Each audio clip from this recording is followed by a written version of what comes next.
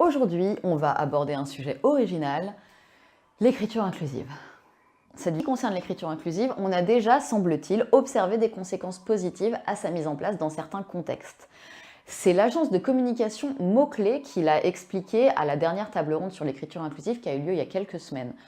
En gros, les institutions qui utilisent déjà l'écriture inclusive ont vu leurs effectifs féminins augmenter. Pourquoi? Parce qu'il y a plus de candidatures de femmes. Donc,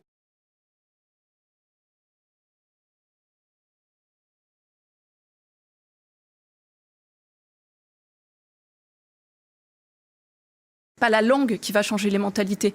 Ce sont les mentalités qui vont changer la langue progressivement, peut-être. Peut-être que dans 50 ans, on aboutira à ce que vous dites, je ne sais pas. Mais aujourd'hui, c'est pas le cas, c'est pas vrai. Enfin, les mentalités ont changé la langue, d'ailleurs, la preuve, on le propose. Donc c'est précisément dans cette situation où nous nous trouvons, si ce n'est que vous la récusez. Mais qui le propose? Vous? Parce que vous vendez des formations. Personne ne le propose. Et parce qu'attendez. Les gens qui nous écoutent, d'ailleurs, on pose la question depuis ce matin, personne n'a envie d'écrire le français comme vous le proposez. Mais personne, évidemment. Donc effectivement, il y a quelques chercheurs. Non, je veux dire, c'est né dans des cerveaux sans doute très sophistiqués, mais ce qui est amusant avec la langue, et là on sera tous d'accord, 77% des gens sont contre, ce qui est amusant avec la langue, c'est que tu n'arrives jamais à imposer quelque chose à la langue. Tout à fait.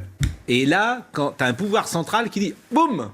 Mais non, il faut faire ça. Je suis un de ces acteurs. Et Jean-Michel Blanquer a dit non, d'ailleurs. Je suis ministre de un de ces l'Éducation. acteurs et je propose des usages avec d'autres. Je suis pas seul. On verra si vous ces usages vendez des formations, Raphaël Haddad, auprès d'entreprises pour c'est votre business, oui, parce que quand même. tellement... Donc c'est normal que vous le défendiez. C'est un levier. C'est un argument que j'avais pas utilisé. C'est un levier de féminisation. En fait, ça vous allez faire un petit peu de commerce avec ça. Bah oui, on a une activité à partir de laquelle on considère que la langue est pas juste un instrument de l'influence, c'est l'espace où on exerce son influence.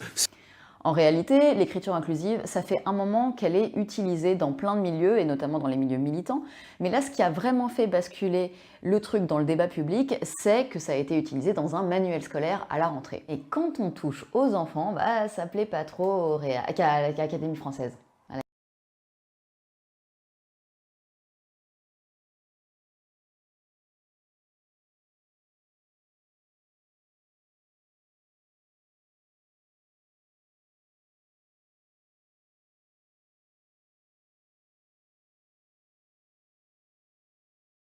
Et donc apparemment, il existe vraiment une corrélation entre notre langue et notre façon de voir le monde.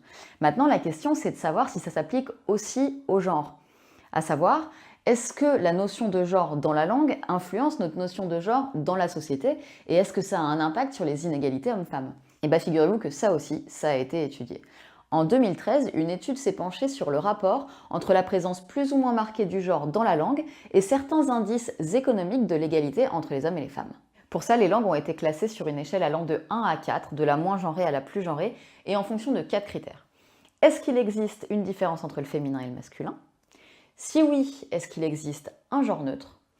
Le sexe d'une personne est-il toujours précisé?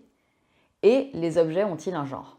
Pour vous donner une idée, sur cette échelle, l'anglais est niveau 1, l'espagnol est niveau 4 et le français est niveau 3. Parmi les conclusions de cette étude, il y a par exemple que plus la langue majoritaire d'un pays est genrée, moins ce pays compte de conseils d'administration qui comptent au moins une femme. A priori, elle montre aussi qu'une femme qui parle une langue moins genrée a plus de chances de manager une équipe de plus de 10 personnes, et elle montre que la langue a même un impact sur la répartition des tâches ménagères dans les couples.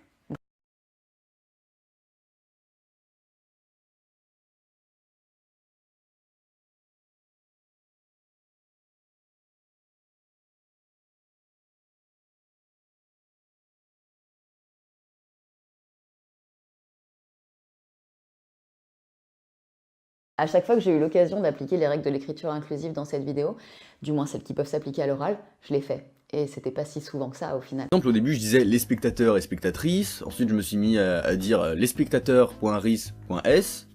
Et finalement, je me suis dit, mais même avec les points, c'est un peu long, donc je vais juste écrire spectateuris. Et du coup, je peux prononcer spectateuris.